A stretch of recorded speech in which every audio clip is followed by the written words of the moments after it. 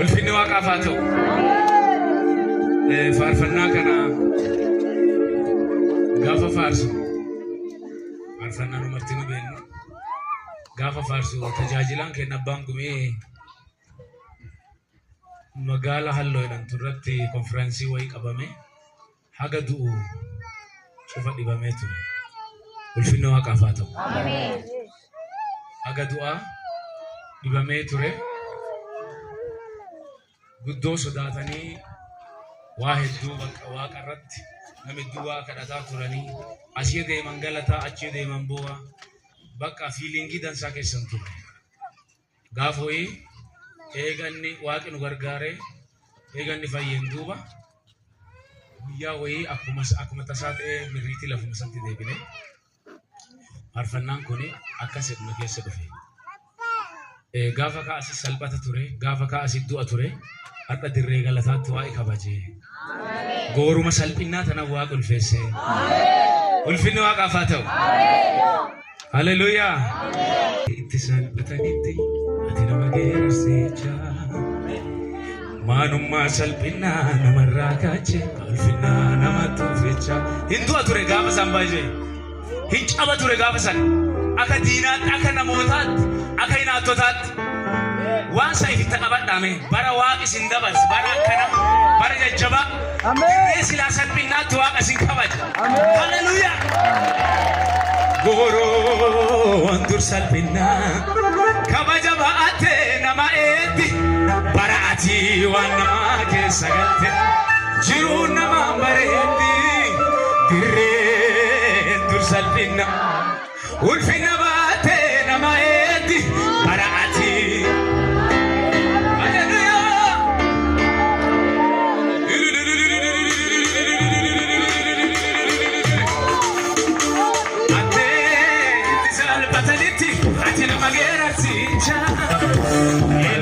Salpinana marrakache finjana namatru lafuma intisar bataniti atina magera sinja manuma salpinana marrakache finjana adan salbatanita manatami ade intisar bataniti atina magera sinja enuma salpinana marrakache finjana batofija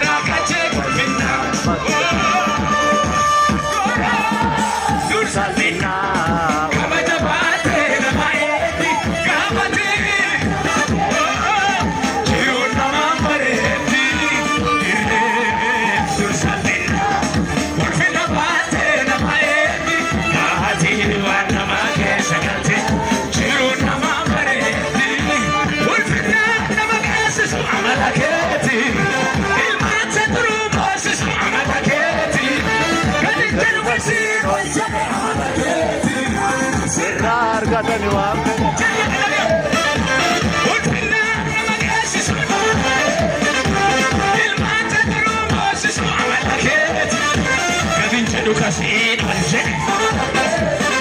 Sirar gata ni wape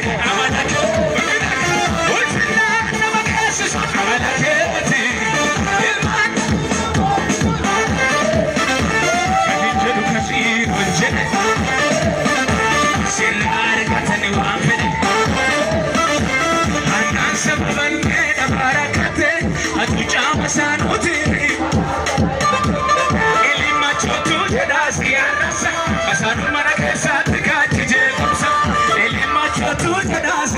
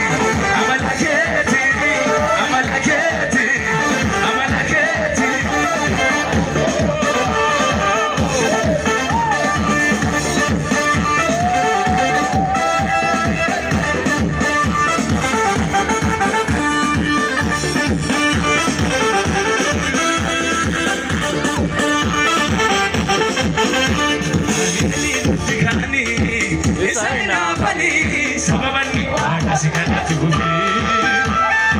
Jaja moti chibas Kajudi de yenati Hina toti rakacha gavi Komi iti bajannani Toti chimurtesi Akadani elbola katamu Adalati elbodanati madeni Mwakasibu Ejinatamu Moti